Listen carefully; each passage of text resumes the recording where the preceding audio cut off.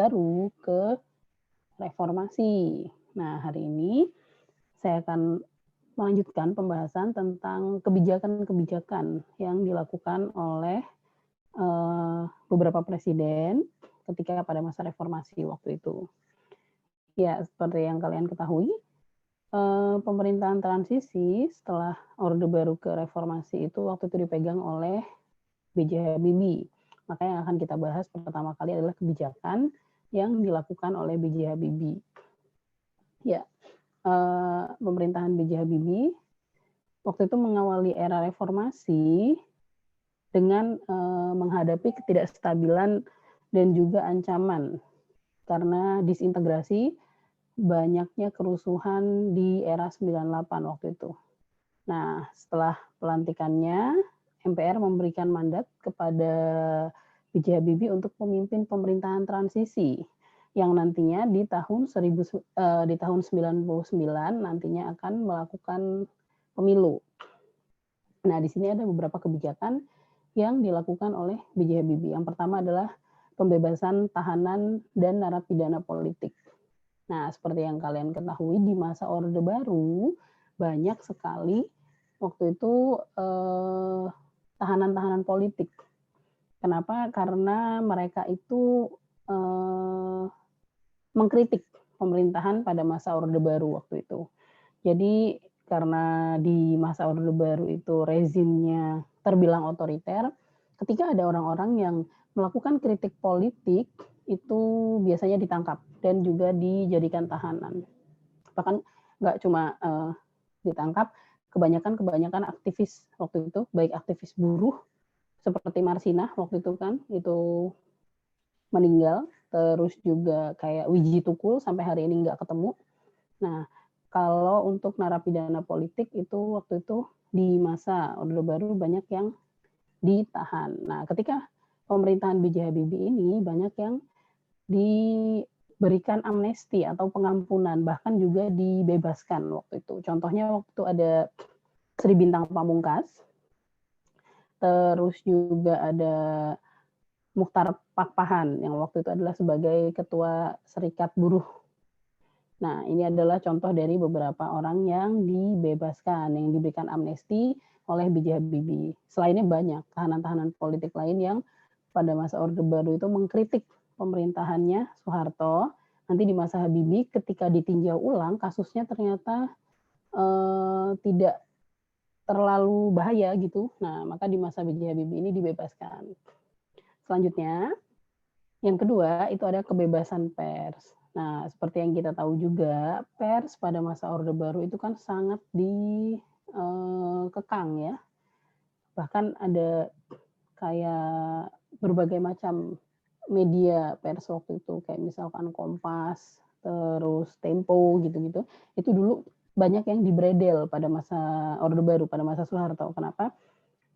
Ketika mengeluarkan berita-berita yang dianggap membahayakan rezim pada waktu itu, maka banyak sekali pers-pers yang dibredel.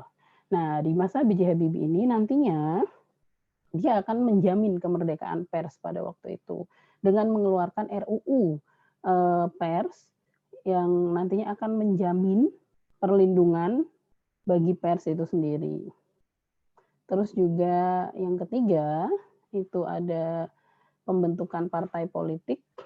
Kalau di masa Orde Baru, partai politik itu waktu itu kan dibatasi ya sama Soeharto. Cuma boleh ada Golkar, Golongan Karya, terus ada P3 sama PDI kalau nggak salah. Pokoknya hanya beberapa partai gitulah, hanya beberapa partai besar yang berkompetisi. Nah, ketika pada masa transisi pemerintahannya B.J. Habibie ini, dia melakukan perubahan pada bidang politik dengan mengesahkan sebuah undang-undang. Waktu itu Undang-Undang Nomor 2 Tahun 99 tentang partai politik. Nah, undang-undang ini menjelaskan bahwa setiap warga negara Indonesia itu diberi kebebasan untuk membentuk sebuah partai politik sesuai Undang-Undang 1945. Nah, sejak berlakunya Undang-Undang Nomor 2 Tahun 99 tentang partai politik ini, akhirnya banyak sekali tuh bermunculan partai-partai politik. Waktu itu kira-kira sekitar 98 partai politik waktu itu didirikan. Selanjutnya ada pelaksanaan pemilu 99. Nah, penyelenggaraan pemilu 99 ini adalah wujud nyata pelaksanaan demokrasi pada masa pemerintahan B.J. Habibie waktu itu. Pemilu 99 diselenggarakan oleh KPU, sudah mulai diselenggarakan oleh KPU waktu itu, yang diketuai oleh Menteri Dalam Negeri waktu itu dijabat oleh Rudini. Nah, pada pemilu ini terdapat 141 partai yang mendaftar. Tetapi nantinya hanya ada 48 partai politik yang lolos untuk mengikuti pemilu 99. Jadi di sini terjadi perbedaan ya. Kalau di Orde Baru itu partai politik waktu itu hanya dikerucutkan menjadi 3. Nah, di pemerintahan transisi B.J. Habibie ini akhirnya bermunculan partai-partai politik yang banyak banget. Sampai hari ini kan bisa kalian ketahui banyak sekali partai politik yang ada. Selanjutnya, selain tadi pembentukan partai politik, pelaksanaan pemilu 99 juga beliau mengatasi disintegrasi bangsa. Mengatasi disintegrasi bangsa ini adalah tentang permasalahan Timur Timur waktu itu. Jadi salah satu kebijakan penting dari B.J. Habibie adalah pelaksanaan referendum di Timur Timur. Nah, waktu itu dia bertekad menuntaskan permasalahan gejolak disintegrasi bangsa yang ada di Timur Timur. Jadi waktu itu B.J. Habibie membebaskan kepada rakyat Timur Timur untuk melakukan referendum gitu daripada terjadi konflik terus-menerus gitu ya. Nah, selanjutnya nanti PBB akan membentuk UNAMED, United Nations Mission for East Timur, untuk mengawasi jalannya referendum di Timur Timur. Nah, referendum ini nantinya dilakukan pada tanggal 30 Agustus 99 dan hasilnya diumumkan pada 4 September 99. Ternyata sebanyak 78,5% rakyat Timur Timur itu memilih untuk memisahkan diri dari Indonesia. Ya sudah, menurut B.J. Habibie, ketika dipertahankan tapi hanya merongrong kedaulatan waktu itu, terus juga Timur Timur ini sebenarnya kita juga sudah lumayan banyak melakukan pembangunan di sana, tapi terjadi konflik terus-menerus. Terjadi konflik yang nantinya akan membuat disintegrasi bangsa. Maka pada akhirnya B.J. Habibie mengambil sebuah langkah untuk dilepaskan saja Timur Timur ini. Nah, setelah Timur Timur resmi lepas di tanggal 19 Oktober 99, setelah itu nanti beberapa daerah di Indonesia juga mulai mengalami gejolak tuh, karena ngelihat Timur Timur itu kan berhasil melepaskan diri ya. Nah, di sini nanti ada GAM, Gerakan Aceh Merdeka tuh mulai bermunculan. Terus juga ada OPM, Organisasi Papua Merdeka, itu juga mulai melakukan konflik-konflik waktu itu. Nah, organisasi-organisasi tersebut nantinya masih bisa dirangkul oleh pemerintah sampai hari ini. Aceh dan Papua masih tetap menjadi bagian dari Republik Indonesia. Walaupun kebijakan Habibie ini nantinya banyak menuai kritik ya tentang kenapa malah membebaskan Timur Timur. Mungkin saya yakin Habibie pasti punya pertimbangan lainnya, makanya dia lebih baik melepaskan Timur Timur daripada tetap mempertahankan. Selanjutnya, kebijakannya adalah memperbaiki perekonomian. Nah, ingat ya kemarin di video yang sudah kita tonton bagaimana hancurnya banyak infrastruktur kita yang hancur karena demo waktu itu. Terus juga ekonomi otomatis kita merosot tajam. Jadi permasalahan ekonomi ini nanti jadi faktor utama bagi Presiden B.J. Habibie untuk memperbaiki nilai tukar rupiah yang waktu itu mencapai 17.000 per US dollar. Nantinya beliau berhasil menekan menjadi 6.000 rupiah per US dollar. Nah, di sini dia melakukan berbagai macam langkah, program-program yang dia lakukan untuk memperbaiki perekonomian. Dan yang terakhir adalah kebijakan otonomi daerah.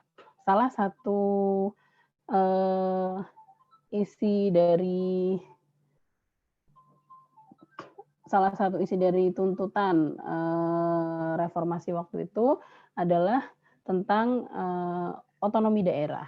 Nah, di sini diwujudkan oleh B.J. Habibie. Melalui Kabinet Reformasi Pembangunannya, ia menerbitkan Undang-Undang Nomor 22 Tahun 99 tentang otonomi daerah. Dengan gagasannya mendekatkan negara dengan masyarakat. Nah, otonomi daerah ini maksudnya memberikan kebebasan seluas-luasnya kepada daerah untuk melakukan pembangunan. Kenapa? Karena kan kalau di masa-masa sebelumnya ya, itu semuanya terpusat di pemerintah pusat, sehingga banyak daerah-daerah yang ternyata tidak merata pembangunannya. Nah, maka di sini salah satu tuntutan dari reformasi waktu itu adalah tentang permasalahan otonomi daerah, bagaimana supaya daerah-daerah ini bisa membangun daerahnya sendiri. Nah, kebijakan otonomi daerah ini diwujudkan pada masa pemerintahan B.J. Habibie, pemerintahan transisinya waktu itu. Sayangnya nantinya MPR menolak kayak pidato pertanggungjawabannya Habibie gitu, terus nanti B.J. Habibie sendiri karena terus rakyat juga waktu itu belum percaya ya dengan Habibie, dirasa beliau ini masih antek-antek atau kepanjang tanganannya dari pemerintah Orde Baru gitu. Nah, selanjutnya setelah B.J. Habibie itu ada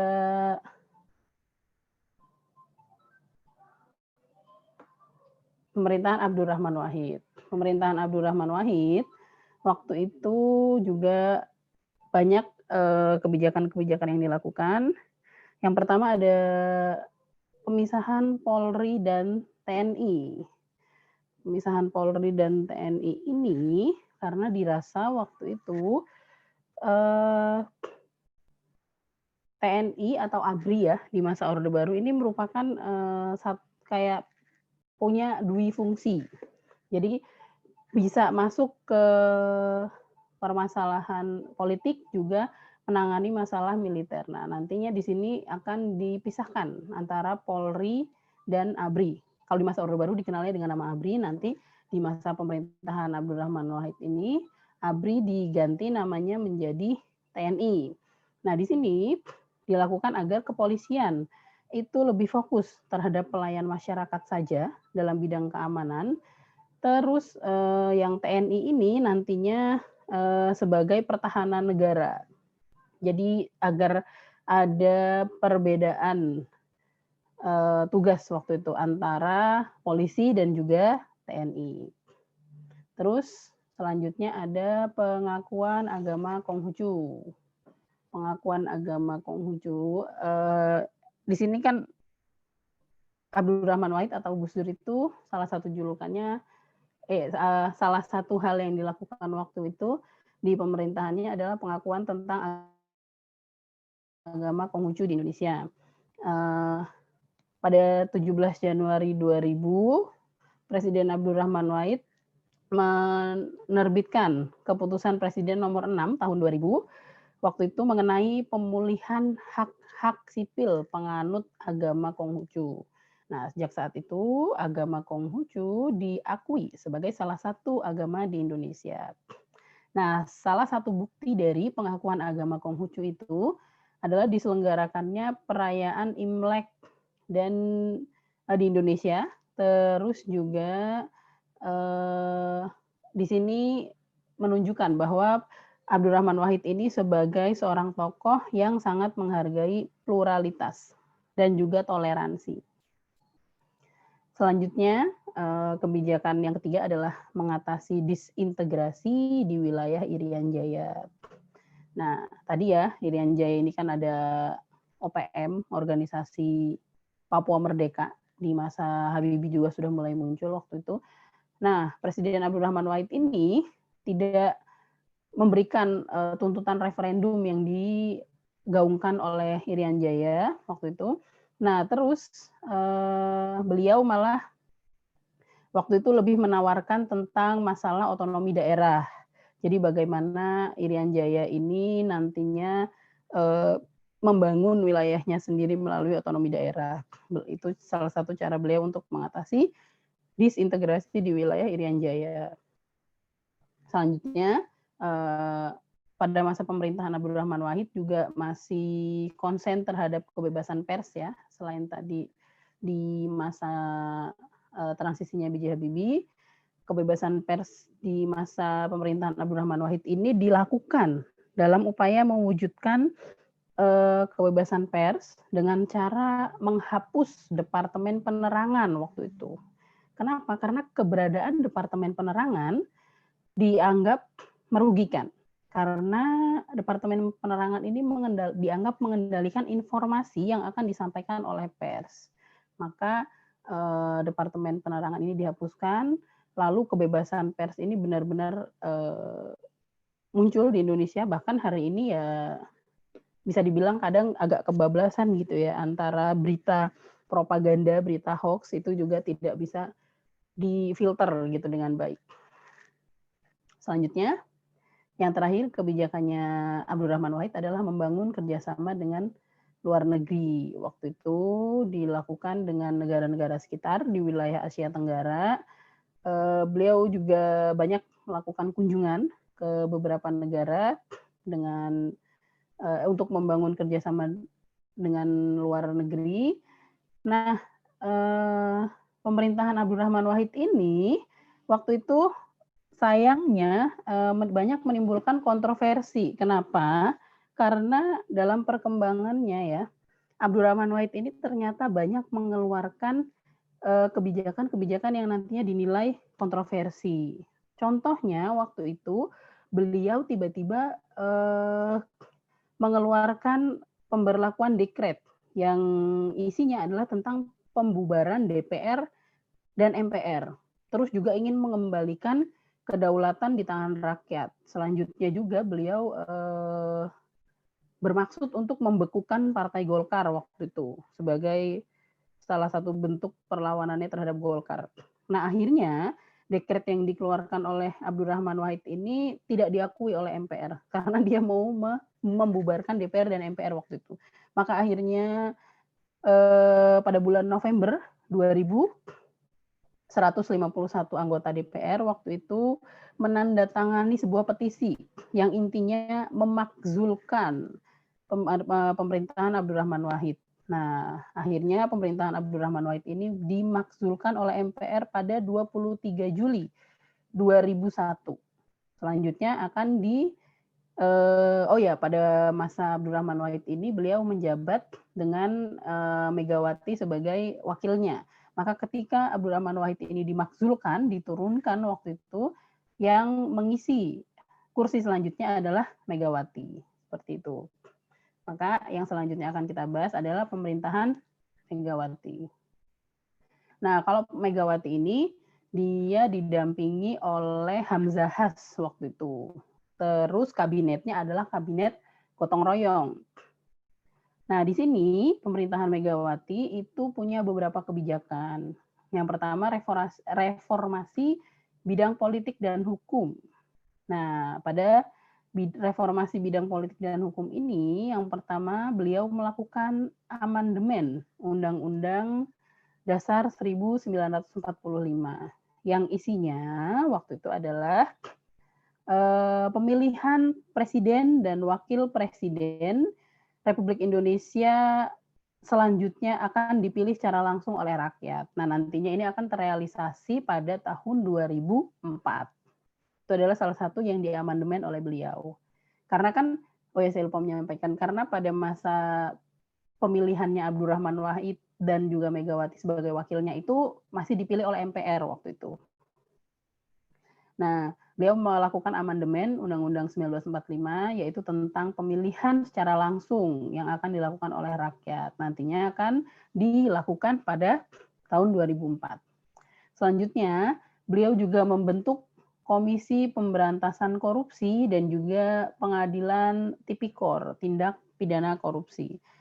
Beliau membentuk KPK ini sekitar tahun 2002 sampai 2003 gitu. Cuma nantinya memang KPK ini realisasi kerja nyatanya itu ada di masa kabinetnya Susilo Bambang Yudhoyono. Nantinya beliau akan terpilih di pemilu 2004.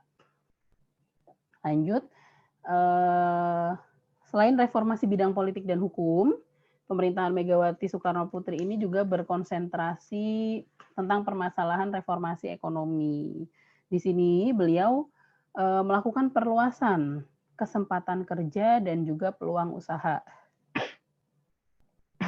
Dalam upaya meningkatkan pendapatan masyarakat miskin waktu itu, pemerintah menerapkan serangkaian program kerja seperti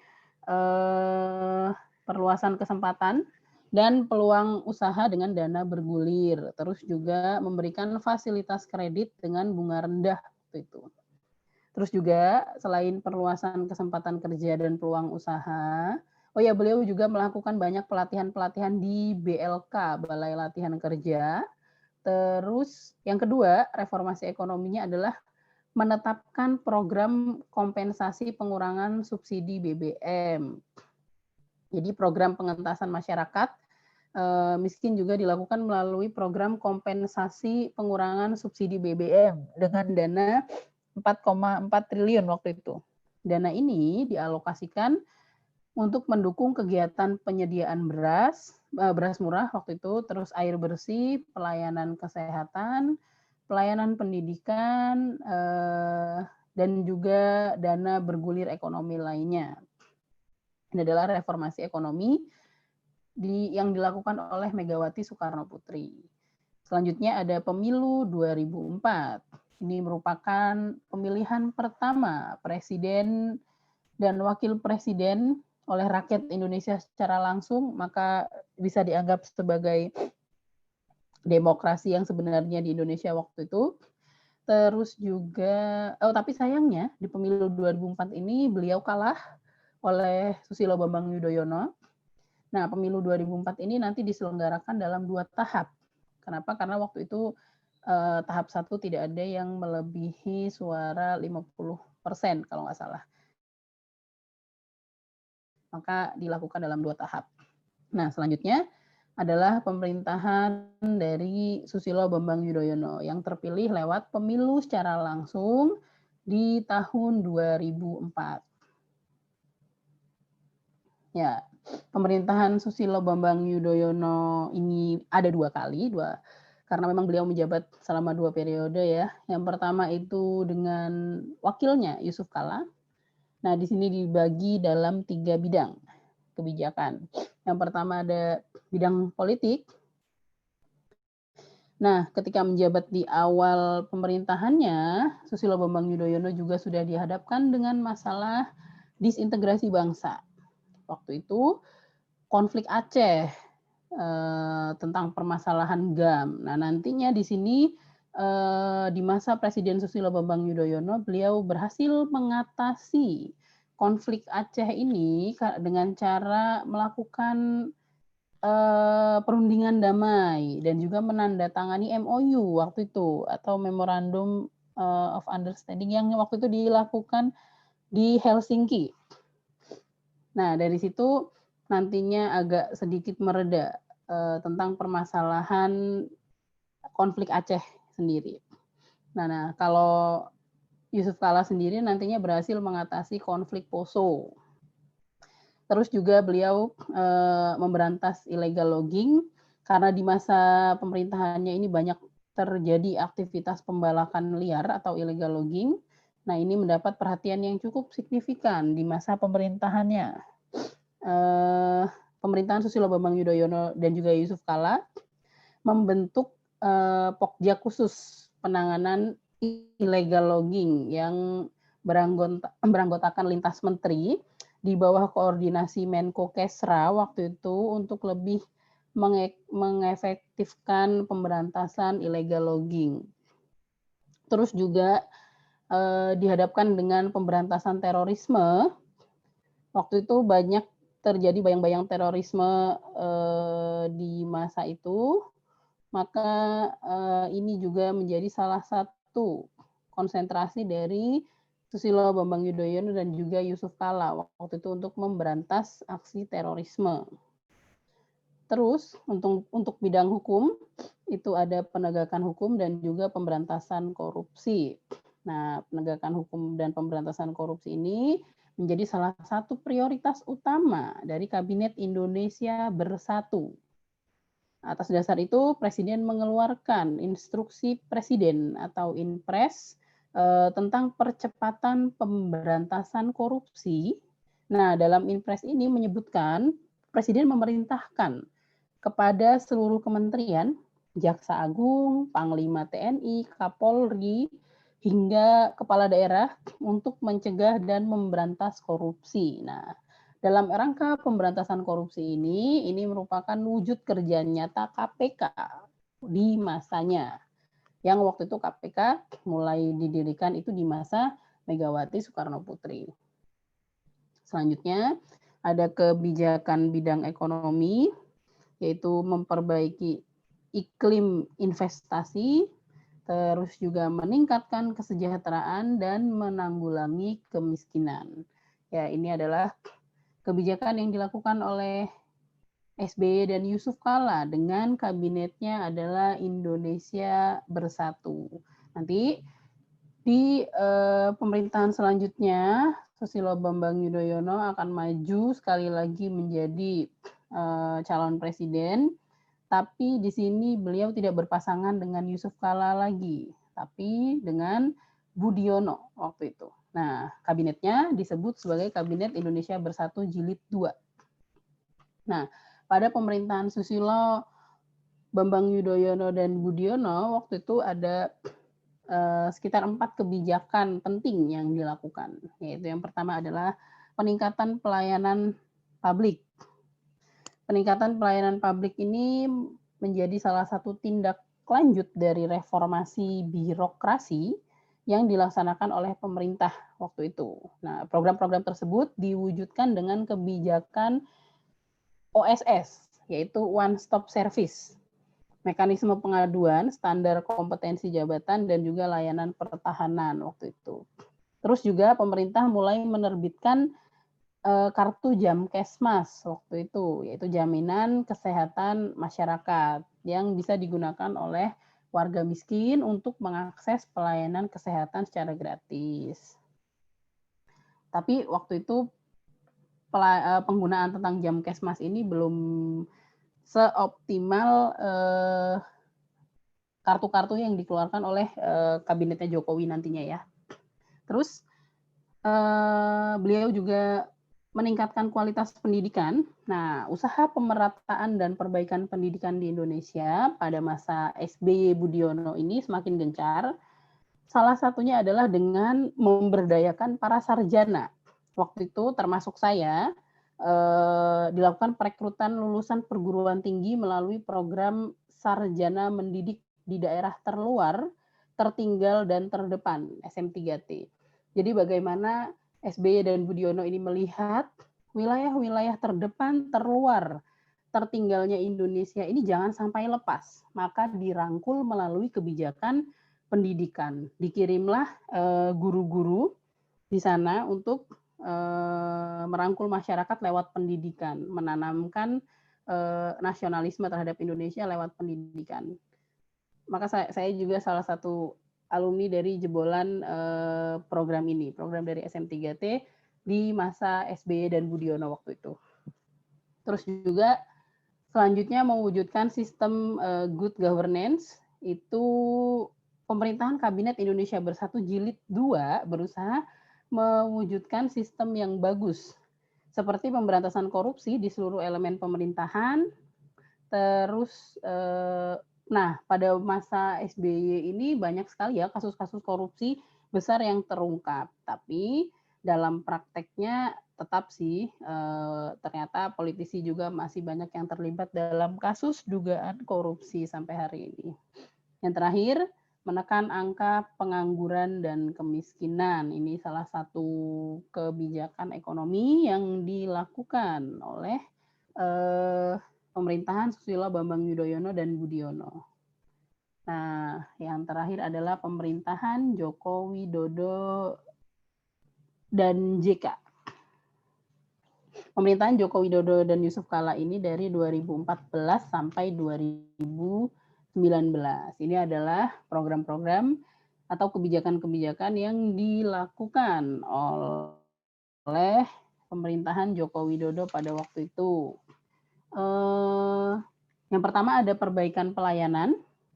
Beliau kan banyak, seperti yang kalian ketahui ya, beliau banyak mengeluarkan kartu-kartu, setidaknya ada 3 kartu waktu itu, ada Kartu Indonesia Sehat, Kartu Indonesia Pintar, dan juga Kartu Keluarga Sejahtera. Ini adalah kebijakan yang dilakukan dalam bidang kesejahteraan rakyat. Terus dalam bidang ekonomi, beliau menghapus subsidi BBM. Nah, ini menjadi salah satu yang waktu itu di demo oleh mahasiswa. Kenapa? Karena beliau menghapus subsidi BBM terus juga menaikkan harga BBM. Waktu itu diikuti oleh aksi demonstrasi di berbagai macam daerah. Kenapa? Karena kebijakan ini dianggap kurang pas.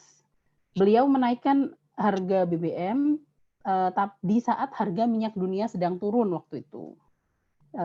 Di akhir 2014 kalau nggak salah. Terus selanjutnya beliau memperkuat kerjasama ekonomi dengan berbagai macam negara. Terus juga mengajak investor dunia untuk menanamkan modal di Indonesia.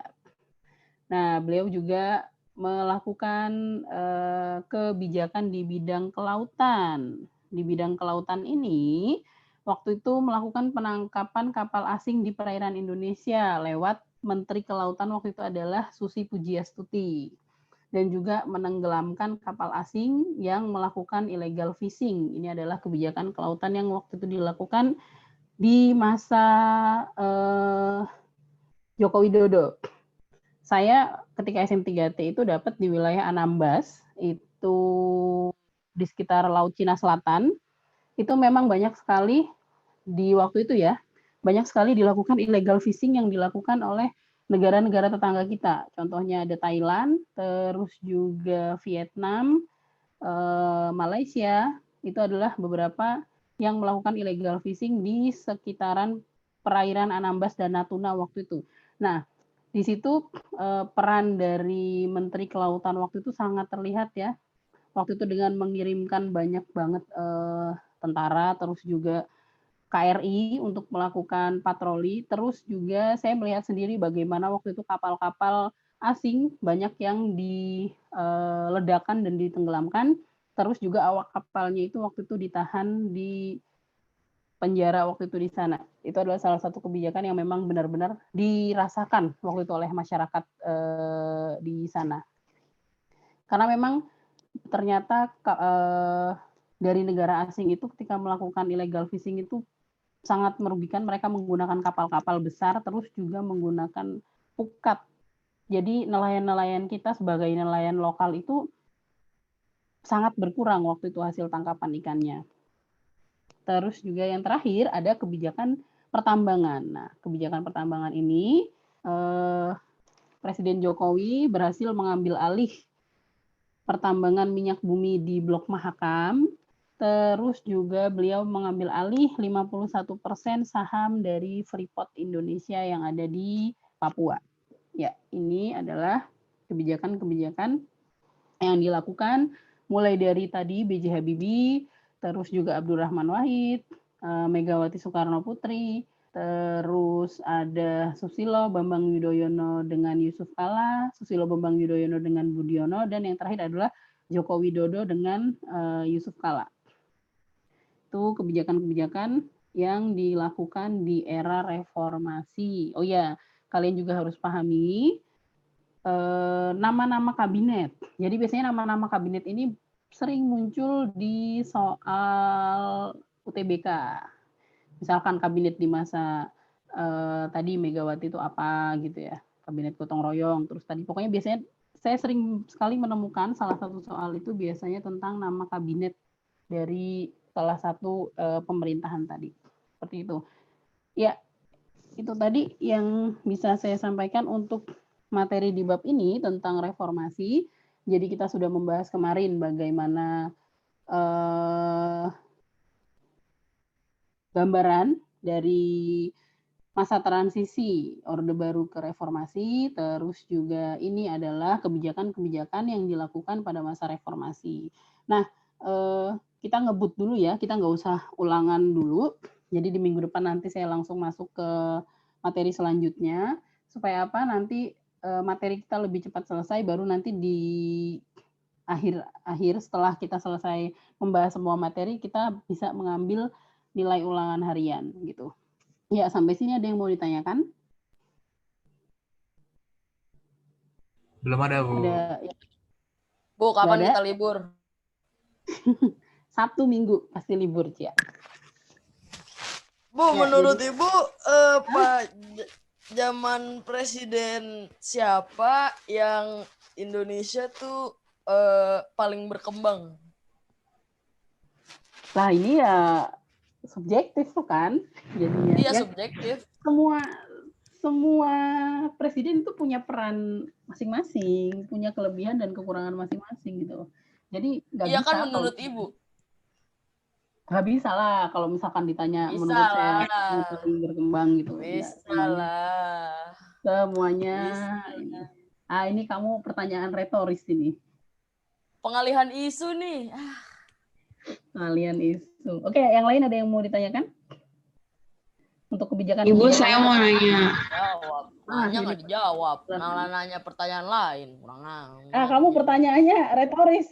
Cia, kamu bisa simpulkan sendiri lah kira-kira menurut kamu gitu. Yang mana tuh? Kalau menurut saya semuanya bagus. Semuanya ada kelebihan dan juga ada kekurangannya. Silakan Yunike Marsha. Uso. Ya, Kak Yunike mau tanya apa? Kalau yang tadi Bu, yang tahanan politik itu di penjara juga, penjaranya sama kayak tahanan-tahanan yang kayak kriminal lain gitu Bu. Kalau di masa Soeharto mah itu maksudnya tahanan politik itu benar-benar salah satu tahanan yang dianggap bahaya juga gitu kan. Di masa Orde Baru ya nggak dibedain, justru malah bisa lebih dibandingkan tahanan-tahanan yang memang maksudnya kayak kasus pencurian gitu-gitu kan, karena dianggap sebagai berbahaya. Ini kan kayak dianggap makar gitu kan, terus juga dianggap sebagai provokator di masa itu gitu kan.